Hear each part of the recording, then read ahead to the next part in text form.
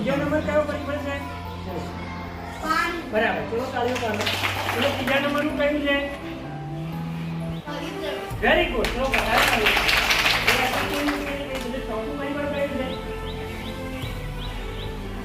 પાણી, સૂર્યપ્રકાશ, હરિતદ્રવ્ય અને ચોથું આવી ગયું બધા. ચોથું કયું? બરોબર. ઓક્સિજન નહીં. Very good. ચલો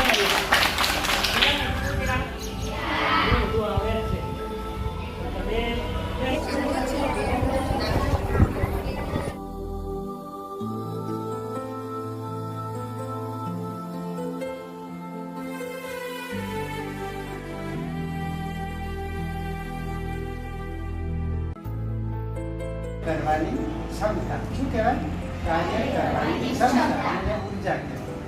તમે રિસેસમાં થોડો ઘણો નાસ્તો કરીને આવ્યા ને, સવારમાં જમીન શાળાએ આવ્યા, પેટે આવીએ તો આપણું ભણવું ગમે, કામ કરવું ગમે, ના ગમે.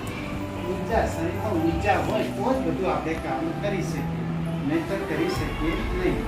અને એ ઉર્જા આપણને બધી શેમાંથી મળે? ખોરાક. શેમાંથી મળે? ખોરાક.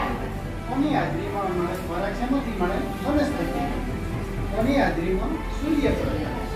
સાહેબે કીધું હતું હરિતદ્રવ્ય કણ, કાર્બન ડાયોક્સાઇડ, ક્ષારો કે પાણી, અને ચોથું કયું હતું? સૂર્યપ્રકાશ.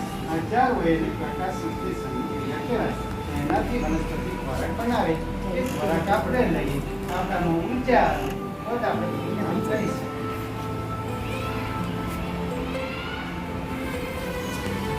આપેલા છે, તમે વાંચી બધામાં ઉર્જાનો ઉપયોગ થાય.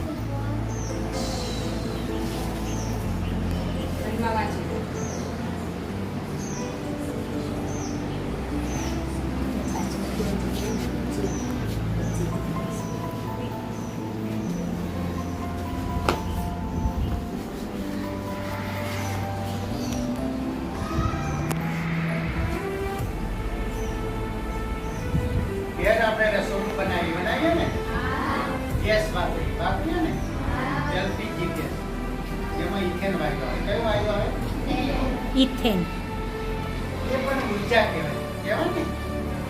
પછી અહીંયા કારખાના ઉદ્યોગોમાં વીજળી ઉત્પન્ન કરવા માટે કોલસો બાળીએ ને, તો કોલસો પણ શું કહેવાય? અહીંયા એક મશીન છે, જુવાર વાટે જો વાટે છે ને, તો એ મશીનમાં ડીઝલ શું કહેવાય? ઉર્જાનો ગેસ. એક પરંપરાગત ઉર્જા અને બીજી છે બિન પરંપરાગત. પરંપરાગત ઉર્જાને બીજું નામ કહેવાય પુનઃપ્રાપ્તિ. એક વખત એનો ઉપયોગ કરીએ પછી એનો ઉપયોગ બીજી વાર થાય નહીં, એને પુનઃપ્રાપ્તિ. બિન પરંપરાગત ઉર્જાનું બીજું નામ છે પુનઃપ્રાપ્તિ. એક વખત એનો ઉપયોગ કરીએ છતાં પણ વારંવાર એનો પુનઃ એટલે વારંવાર એનો આપણે ઉપયોગ કરીએ, એને બિન પરંપરાગત. તો પેલા પરંપરાગત ઉર્જા લઈએ તો એમાં 3 અશ્મિજન્ય બળતણ છે: ખનિજ, કોલસો